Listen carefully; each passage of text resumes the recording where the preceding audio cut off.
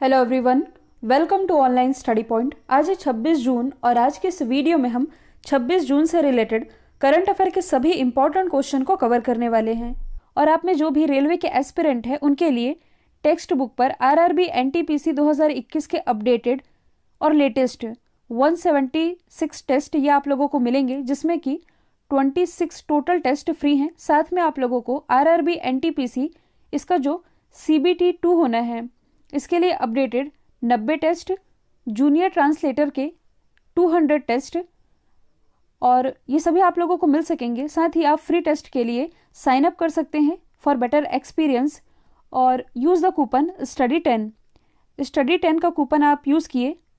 और text book पर काफ़ी सारे एग्ज़ाम्स के स्टडी मटेरियल और मॉक टेस्ट ये अवेलेबल होते हैं, जिसमें आप लोगों को रेलवे, SSC, बैंकिंग, डिफेंस आदि सभी एग्ज़ामों से रिलेटेड 8000 प्लस मॉक टेस्ट एक साल के लिए कितने में 299 में और 2 साल के लिए ये आप लोगों को मिल सकेगा 499 में। तो यदि आप इसे लेना चाहें तो आप स्टडी 10 का कूपन इस्तेमाल करके इसे परचेस कर सकते हैं। इससे आप लोगों को 30 रुपये एक्स्ट्रा डिस्काउंट मिल सकेगा। लिंक डिस्क्रिप्शन बॉक्स में दी हुई है।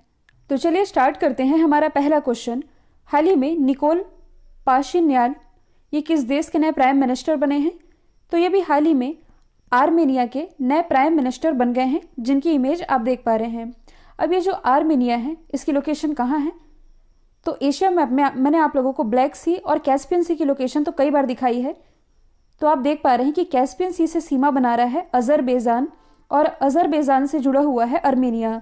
साथ ही मैं आप लोगों को बता दूं कि आर्मेनिया और अजरबैजान इन दोनों के बीच में एक विवादित क्षेत्र है, जिसे लेकर के दोनों देशों के बीच कई बार संघर्ष देखने को मिला है। जैसे कि भारत में एग्जाम्पल लें हम POK का, जिस पर भारत और पाकिस्तान के बीच विवाद रहा है। फिर ऑक्साई चीन, जिस पर चाइना ने कब्जा कर लिया। हालांकि यदि आप करंट से रिलेट कर सके तो सेम वैसा मुद्दा आप समझ सकते हैं जैसे करंट में चल रहा है इजराइल और फिलिस्तीन के बीच, किस लिए? यरूशलेम के लिए। सेम उसी तरह से आर्मेनिया और अजरबैजान इन दोनों के बीच में जो विवादित क्षेत्र है इसका नाम है नगोर्नो करबख, जिसके लिए दोनों देशों के बीच अक्सर लड़ाई देखने को मिलती है। तो अजरबैजान की राजधानी क्या है? ये है येरेवन। करेंसी है अर्मेनियाई दरम। तो आसपास की लोकेशन आप देख सकते हैं। ये जो आप देख रहे हैं ये है कैस्पियन सी। इसी कैस्पियन सी में हाल ही में प्रदूषण के चलते 170 सील्स, लगभग 170 सील्स ये मृत अवस्था में पाई गई थी। और ये जो आप देख रहे हैं ये है ब्लैक सी यानी कि काला सागर, जिसकी सीमा लगती है तुर्की के साथ। इसी तुर्की के द्वारा इस ब्लैक सी में इसका अब तक का सबसे बड़ा नेचुरल गैस के भंडार की खोज की गई थी। तो ये भी आप रिलेट करके याद रख सकते हैं। और यदि आप किसी भी एग्जाम की तैयारी कर रहे हैं तो मैं आप लोगों के सामने एक इंपॉर्टेंट इन्फॉर्मेशन बताने जा रही हूँ। देखिए, किसी भी एग्जाम में सबसे ज़्यादा क्या ज़रूरी होता है? GK और करंट अफेयर। ये दो सबसे इंपॉर्टेंट टॉपिक होते हैं किसी भी एग्जाम के, क्योंकि इनसे रिलेटेड एग्जाम में क्वेश्चन तो पूछा ही जाता है। GK तो अनलिमिटेड है, आप कितना पढ़ेंगे और कहाँ से तैयार करेंगे, तो इसकी टेंशन अब आप भूल जाइए, क्योंकि हमारी एक्सपर्ट टीम के द्वारा आप लोगों के लिए GK से related 8000 one liner question bank ये तैयार किया गया है। और संभावना ये है कि आपके एग्जाम में इस क्वेश्चन बैंक के बाहर एक भी क्वेश्चन नहीं जाएगा। तो ये जो क्वेश्चन बैंक तैयार किया गया है इसकी प्राइस क्या है? देखिए, इसकी प्राइस ज़्यादा नहीं रखी गई है, 200, 100, 50 बिल्कुल नहीं है। आप लोगों की सहूलियत के हिसाब से इसका प्राइस मात्र रखा गया है 21 रुपये का। इसमें आप लोगों को 1 साल का फ्री करंट अफेयर भी मिल जाएगा। तो 21 रुपये में इससे सस्ती नोट्स आप लोगों को नहीं मिल पाएगी। इसे आप परचेस करिए और पढ़िए। परचेस करने के लिए डिस्क्रिप्शन बॉक्स में एक लिंक दी हुई। अगला क्वेश्चन है, हाल ही में कौन सा देश इंडोनेशिया को पीछे छोड़ते हुए बीते वर्ष यानी कि 2020-21 में भारत का सबसे बड़ा क्रूड पाम ऑयल निर्यातक बना है? तो ये भी हाल ही में बन गया है मलेशिया, इंडोनेशिया को पीछे छोड़ते हुए। ये जो आप देख रहे हैं इसी से निकाला जाता है पाम ऑयल। और इसका इस्तेमाल होता कहाँ है? तो बेसिकली कुकिंग में आप लोग जो डीओ इस्तेमाल करते हैं उसमें, shampoo, conditioner, lipstick, chocolate, bread, यहाँ तक कि जो आप नूडल खाते हैं इसमें भी पाम ऑयल की मात्रा होती है। अच्छा, इस समय आप लोगों ने देखा होगा कि भारत में क्या हो रहा है कि जो खाद्य तेल हैं इसकी कीमतों में उछाल देखने को मिला है। जैसे कि बीते साल से यदि हम कंपेयर करें तो जो मूंगफली का तेल है इसमें 20% की वृद्धि देखने को मिली है इनकी कीमतों में। सरसों के तेल में तो 50% तक की वृद्धि देखने को मिली है। और जो पाम ऑयल है, जिसे सबसे सस्ता ऑयल माना जाता था, इसके भी रेट बढ़े हैं। और यदि देखा जाए तो भारत पाम ऑयल का जो आयात है ये किन देशों से करता है, तो पाम ऑयल भारत मलेशिया और इंडोनेशिया इन दोनों ही कंट्री से मंगाता था, जबकि जो सोयाबीन का तेल है ये हम आयात करते थे अर्जेंटीना और ब्राज़ील से, और करते भी हैं।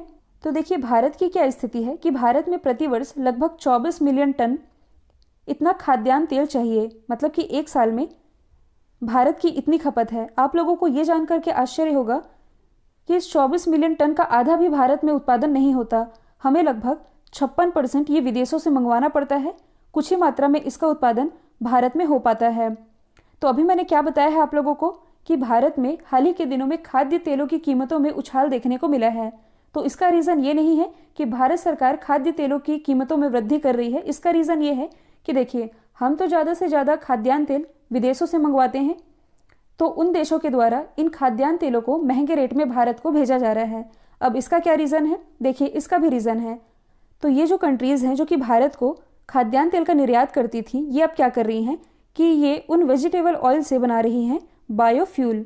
अब ऐसा क्यों, तो भारत में आप लोग इस समय सुन रहे होंगे E20 फ्यूल। अब ये क्या है, तो इसके बारे में डिटेल में मैंने आप लोगों को ऑलरेडी बता रखा है कि जो फ्यूल होता है इसमें 20% एथेनॉल की ब्लेंडिंग की जाए ताकि प्रदूषण की समस्या से कुछ हद तक बचा जा सके। सेम उसी तरह से अब ये जो कंट्रीज़ हैं ये क्या कर रही हैं कि इनके पास तो है भरपूर तेल, इसी तेल से, इसी वेजिटेबल ऑयल से ये अब बना रही हैं बायोफ्यूल ताकि ये भी प्रदूषण की समस्या से बचे।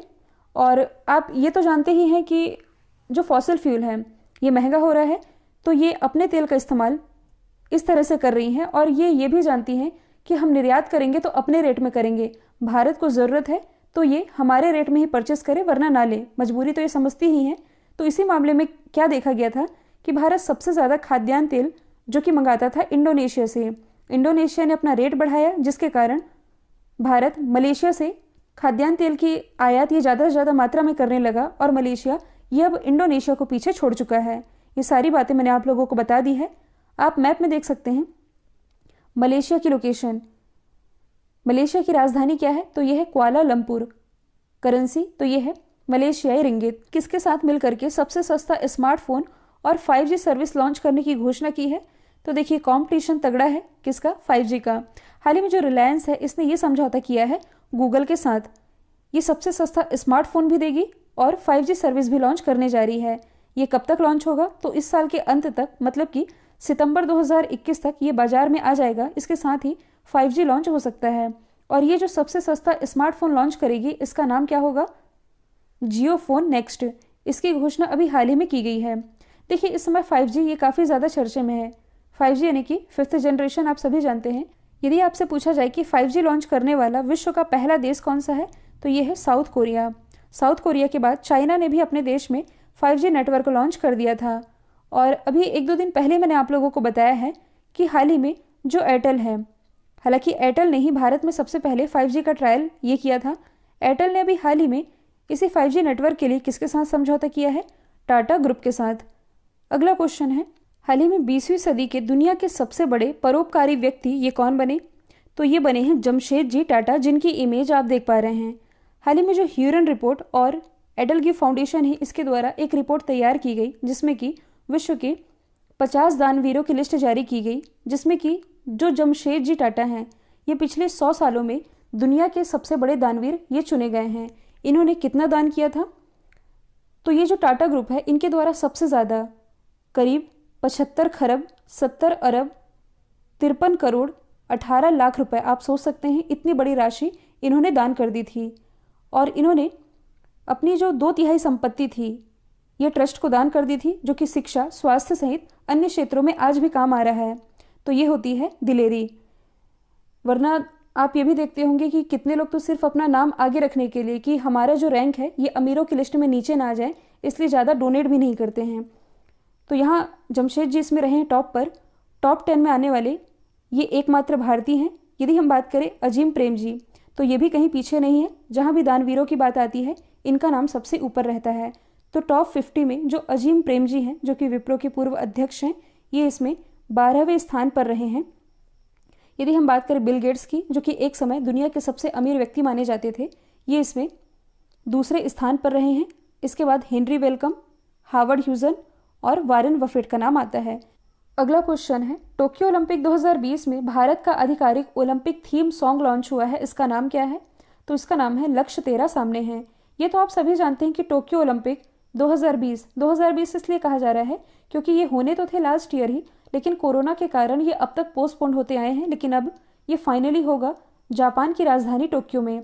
देखिए वही टोक्यो है जो कि 2019 के सेफ सिटी इंडेक्स में टॉप पर रहा है, मतलब कि दुनिया का सबसे सुरक्षित शहर ये 2019 में टोक्यो को ही घोषित किया गया था। इसके लिए ये जो थीम सॉन्ग लॉन्च हुआ है जो कि गाया गया है मोहित चौहान के द्वारा, 50 सेकेंड इसकी टाइमिंग है। अब मैं आप लोगों को ओलंपिक से ही रिलेटेड कुछ फैक्ट बता देती हूँ, जैसे कि ये कौन सा ओलंपिक है। ये है समर ओलंपिक। एक होता है समर ओलंपिक, एक होता है विंटर ओलंपिक। समर ओलंपिक 2020 जो कि आयोजित किया जाएगा जापान की राजधानी टोक्यो में और 4 साल के अंतराल में होता है, ये तो आप लोगों को मालूम ही है। तो इससे जो नेक्स्ट होगा 2024 में जो कि आयोजित किया जाएगा फ्रांस की राजधानी पेरिस में। यदि हम बात करें विंटर ओलंपिक की, 2022 में यह आयोजित किया जाएगा चाइना की राजधानी बीजिंग में और इसके बाद नेक्स्ट 2026 में आयोजित किया जाएगा इटली में। अब मैं आप लोगों को इसी ओलंपिक से रिलेटेड कुछ लोगों के नाम बता देती हूँ जो कि चर्चे में रहे हैं। एक तो है भवानी देवी। ये कौन है? तो ओलंपिक के लिए क्वालिफाई करने वाली ये भारत की पहली महिला तलवारबाज बनी है। दूसरा नाम है नेत्रा कुमानन का। ओलंपिक के लिए क्वालिफाई करने वाली ये पहली महिला नौकायन बनी है। तीसरा इंपॉर्टेंट नाम है लॉरेन हबार्ड का। तो ये कौन है? ओलंपिक के लिए क्वालिफाई करने वाली ये विश्व की पहली ट्रांसजेंडर बन गई हैं जो कि न्यूजीलैंड से बिलोंग करती हैं। अगला है, हाल ही में किस राज्य ने 2 चाइल्ड पॉलिसी लाने का फैसला किया है? तो असम के बाद ऐसा फैसला किया गया है उत्तर प्रदेश के द्वारा। अब ये 2 चाइल्ड पॉलिसी ये है क्या? आप लोगों को बताने की तो ज़रूरत ही नहीं है। कहने का मतलब है कि उत्तर प्रदेश में यदि किसी व्यक्ति का 2 बच्चे होंगे, यानी कि 2 से अधिक बच्चे होंगे, तो 2 बच्चे वालों को सरकारी सुविधा या सरकारी नौकरी इनके लाभ नहीं मिल पाएंगे। साथ ही राशन और अन्य सब्सिडी में भी कटौती हो सकती है। ऐसे लोगों को राज्य सरकार की नौकरियों में भी कम वरीयता मिलेगी। साथ ही इन्हें नौकरियों में भी प्रमोशन से भी दूर रखा जा सकता है। अब यहाँ सवाल ये बनता है कि यूपी ऐसा अनोखा राज्य है क्या जो इस तरह की पॉलिसी लाने जा रहा है? मैं आप लोगों को बता दूं कि इसके पहले ऑलरेडी मध्य प्रदेश 2001 में, राजस्थान 2002 में, महाराष्ट्र 2005 में और गुजरात भी 2005 में। तो ये जो राज्य हैं ये तो कब से अपने यहाँ 2 चाइल्ड पॉलिसी लगा कर रखे हैं। तो क्या इसका कुछ सकारात्मक प्रभाव मिला है? बिल्कुल नहीं, बल्कि यहाँ जनसंख्या में तो बढ़ोतरी ही देखने को मिली है। मध्य प्रदेश, राजस्थान, इनके कुछ आंकड़े आप देख पा रहे हैं। तो आप ये भी कह सकते हैं कि सरकार केवल नियम बना सकती है, मानना ना माना ये तो जनता के ऊपर है, जनता क्या कहेगी। या कह भी सकती है कि सरकारी नौकरी आप नहीं देंगे तो कुछ और कर लेंगे, और अभी भी वैसे देखा जाए तो नौकरियों की कमी ही है। आगे जनता के ऊपर डिपेंड करता है कि वो अपना भविष्य किस रूप में देखती हैं, उन्हें 2 बच्चों की प्लानिंग करनी है या इससे आगे बढ़ना है। खैर उत्तर प्रदेश ने ये नियम लागू कर दिया है, यानी कि जल्द ही इसे लागू कर देगी। इन सबसे हट के चल रहा है अपना मिजोरम। क्यों चल रहा है आप लोगों को मालूम ही है। तो खैर अब हम जान लेते हैं उत्तर प्रदेश के बारे में। इसकी राजधानी है लखनऊ। ये किस नदी के किनारे बसा हुआ है? गोमती नदी के किनारे। किसका निर्वाचन क्षेत्र है? हमारे रक्षा मंत्री राजनाथ सिंह जी का निर्वाचन क्षेत्र है। मुख्यमंत्री योगी आदित्यनाथ, राज्यपाल है आनंदीबेन पटेल। ये जो आप देख रहे हैं ये है सहारनपुर। सहारनपुर में कुछ समय पहले ही भारत का पहला मास्क एटीएम लॉन्च किया गया, जबकि उत्तर प्रदेश की राजधानी लखनऊ से भारत का पहला हेल्थ एटीएम लॉन्च किया गया। तो दोनों में आप कंफ्यूज नहीं होइएगा, हेल्थ एटीएम और मास्क एटीएम। थोड़ा नीचे आएंगे तो ये है मेरठ। मेरठ में ही भारत का पहला एनिमल वॉर मेमोरियल, यानी कि जानवरों के लिए ये एक स्मारक होगा, युद्ध स्मारक एनिमल वॉर मेमोरियल, जो कि मेरठ में स्थापित किया जा रहा है। यदि हम बात करें गाजियाबाद, ये भी अभी चर्चे में रहा है।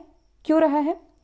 तो भारत का पहला ग्रीन म्युनिसिपल बॉन्ड जारी करने वाला ये पहला नगर निगम बना था। थोड़ा नीचे आएंगे तो ये है मथुरा।